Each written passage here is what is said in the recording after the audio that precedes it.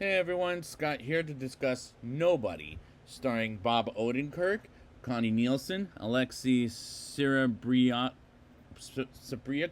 forgive me if I said that wrong, Razah, Michael Ironside, Colin Salmon, and Christopher Lloyd, directed by Ela Neschuller. Forgive me if I said that wrong. Now, I remember going to theaters for this thing back when we were going back to theaters in the madness time of 2021, but and I remember being entertained by this movie. Will it be the same this time? Let's get into it and find out. We open with an interrogation room at the police station where Hutch Mansell, played by Bob Odenkirk, is a nobody, as he lives a normal life with a job where he works at an office job, as he's married to Becca, played by Connie Nielsen, and has two kids, and one is a teenage boy named Blake, and one is a girl named Sammy. Until one night a couple robbers rob his house and take all the cash and his watch, and Blake tries to defend the house, but Hutch lets them go, and they learn by the cops the robbers used a pizza box to keep the garage door open, and Hutch sleeps on the couch with his daughter Sammy as she suggests they need a cat, which he will get at the end of the movie, while Blake doesn't forgive him for what he did in the robbery. And this is quickly paced, and it keeps me entertained in this entire time, as this is a 90-minute movie, as this is 90 minutes long, so it's breezy enough. Hutch's daily routine continues as normal as people talk about what the fuck happened to him, while his neighbor has a new car that looks badass. And when Hutch gets to work, Becca's brother Charlie, who happens to be Hutch's boss, points a gun at and gives it to Hutch, but Hutch doesn't want it, and Charlie tells him to keep his sister and their kids safe. And he puts it in the freezer as Becca's father, Eddie, played by Michael Ironside, wants to talk with Hutch about selling his company as he's retiring without a great offer whatsoever.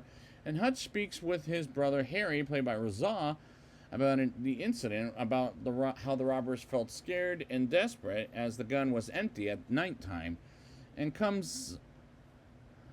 nighttime comes, and Hutch visits his father, David, played by Christopher Lloyd, as he's always a great presence, as Hutch gets back home and sees Sammy's kitty cat bracelet is missing, which is pretty funny, as Hutch almost goes back to David's place to get a loaded gun. And there were times the movie was amusing, as I like the family members as characters, and I like that we follow them around, and they're interesting enough. Hutch looks around for the robbers who stole Sammy's kitty cat bracelet, and ends up with the robbers' place by looking for their tattoo as their wrist, and asks about the kitty cat bracelet, and gets his watch back, and almost kills the guy as he learns they have a baby of their own, and leaves the place and gets back home on the bus until some Russian mobsters drunk drive and crash as they get in the bus to harass passengers, except for Hutch, as he puts the bus driver outside so he can beat their asses up, in which he does rather successfully, as he makes them bleed. And this is good action in my opinion, yes, but is it as good as John Wick's action scenes? No, but is it brutal? Somewhat. There is a stabbing, but nothing too spectacular like in John Wick. Like, there's no killing with the book, but he does poke a hole in one of their necks and uses a straw to breathe with, so that was clever and passable. Hutch gets back home, as the previous scene I just brought up made me think he was a badass of some kind, like in the military, for example, as he was in the military, which was explained earlier on. And he sees Becca, and she stitches him back up, as she must have been a nurse back in the war. And I wonder, is she a nurse at the hospital? No, she owns her own business, which felt like a... Anyways, but why doesn't she... never mind that. Or maybe, never mind that. I just don't know when they sleep together. Why the fuck can't they look at each other when they're sleeping together is beyond me.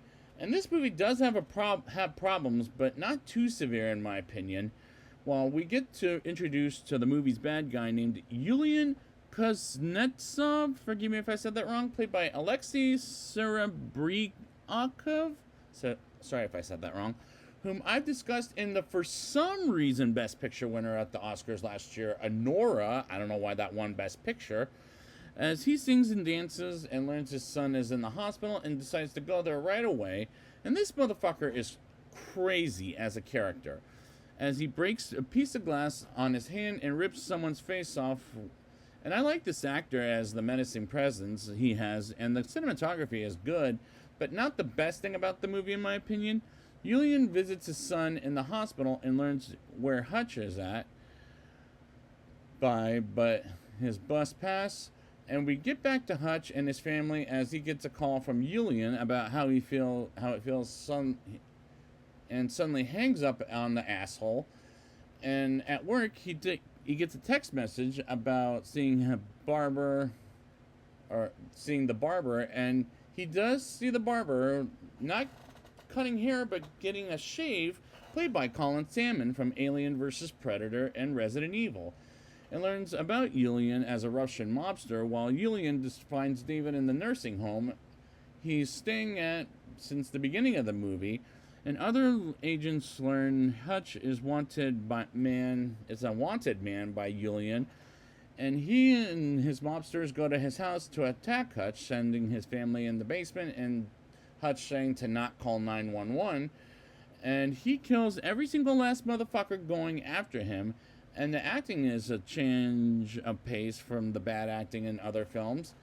Hutch is taken to the car with the mobsters, and he finds a way to get out of the handcuffs as well as the trunk of the car. And he flips the car over while the middle of the highway and pulls the fire extinguisher to get them to crash, which he is successful at that, as well as he escapes the people in the car dying in front of him. And he runs home and he calls David, aka his father, and warns them there are people after him, as well as Hutch, getting him to his family, and gets them out of the basement. And they decide for Becca to take them to a safe place until Hutch finishes them off, which will happen in the next segment. And she says Hutch to come back, and Hutch gets some gold out of his safe and burns the house down with the Russian mobsters, after monologuing about a man named Alan whom Hutch didn't kill, as he started a family of his own, and steals his neighbor's car and to go places. And the monologue was fine. And did it make me want a sequel to this? Honestly, no. But we're getting one next time. After Hutch burns down the house, he takes the neighbor's car to the Russian mafia, while David takes out the other Russian mafia at the nursing home, and he suffocates them with Hutch buying out the office, from Eddie, as it's a great deal, and removes Charlie as the CEO, and Julian getting more men as to Hutch, as he gets set, and he sets up traps like Rambo. And Harry contacts Hutch, and says he's not going to save his ass, as Hutch goes to the Russian mafia and blows up their money and eats at Julian's restaurant, and has a brief chat with him, as the actors do a passable job with their roles, as the editing in this is tightly put together.